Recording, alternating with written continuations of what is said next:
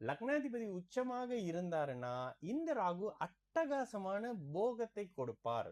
லக்னாதிபதி நீச்சமாக இருந்தா தேவையில்லாத பழக்க வழக்கங்கள் அது இதுன்னு பண்ணி இங்கும் போகம் இருக்கும், கொஞ்சமா இருக்கும், மாட்டி விடும், அசிங்கப்படுத்தும், தேவையில்லாத விஷயங்கள் பண்ணும். வணக்கம், நான் உங்கள் விக்கி ப்ரோஸ். நமக்கு ஜோதிட ஞானத்தை வழங்கிய ஆதித்ய குருஜி ஐயா அவர்களுக்கு நமது நன்றிகள்.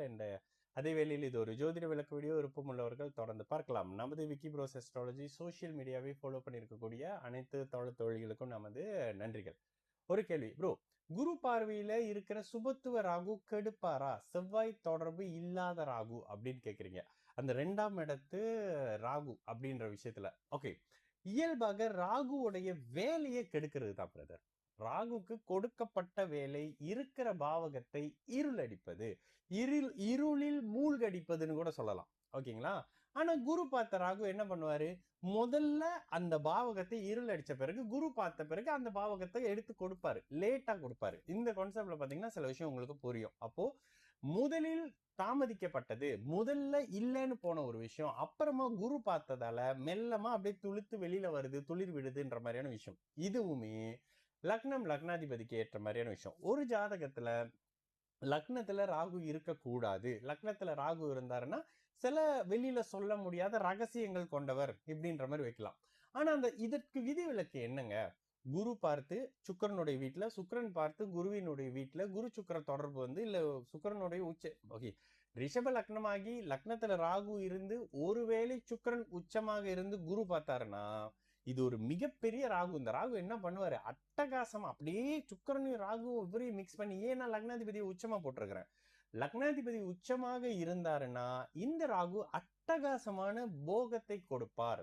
லக்னாதிபதி நீச்சமாக இருந்தா தேவையில்லாத பழக்க வழக்கங்கள் அது இதுன்னு பண்ணி இங்கும் போகம் இருக்கும், கொஞ்சமா இருக்கும், மாட்டி விடும், அசிங்கப்படுத்தும், தேவையில்லாத விஷயங்கள் பண்ணும். அப்ப சுபர் தொடர்புல வருவது நல்லது பிரதர். இப்ப நீங்க கேக்குறீங்க, சனி செவ்வாய் மாதிரியான கெட்ட தொடர்பு இல்லாத ராகு என்ன பண்ணுவார் அப்படின்னா, குரு பாக்குறாரா சுக்கிரன் பாக்குறாரா அந்த தன்மையை தாமதமாக எடுத்து கொடுப்பாரு. அவரோட புக்தியில அவருடைய தசையில இந்த மாதிரி தன்மையில கொடுப்பாரு. வேற குருதசை நடக்குதுன்னா குருதசை சனி குருதசை ராகு புக்தி லாஸ்ட் புக்தினால அந்த லாஸ்ட் புக்தியில அந்த விஷயத்த கொடுப்பாரு. கொடுக்கிற விஷயங்கள் நிரந்தரமா இருக்கும், ஆனா தாமதமா கொடுப்பாரு, தாமதிக்கப்படும். முதல்ல ராசி லக்னத்துக்கு 2 7 8 டிஸ்டர்பா இருக்குதுங்க. முதல்ல திருமணம் தாமதம், அதற்கு பிறகு அந்த வயதை கடக்கும் போது அடிக்கடி சொல்றோம் 20 25 வயசுல தான் கல்யாணம் பண்ணணும். 30 32 வயசுல கல்யாணம் பண்ணும்போது அந்த தாம்பத்தியத்தை என்ஜாய் பண்ற வயசை கடந்து கல்யாணம் பண்றாங்கல்ல, அந்த தாமதத்தை கொடுப்பது இவரு அந்த ராகு தான். அந்த தாமதம் முதல்ல அந்த இடம் இல்ல, முதல்ல அந்த இடம் பிரச்சனை, அதுக்கு பிறகு குரு பார்த்ததால காப்பாத்திட்டாருப்பா அப்படின்றோம்ல, இந்த மாதிரியான இடத்துல இருக்கும்.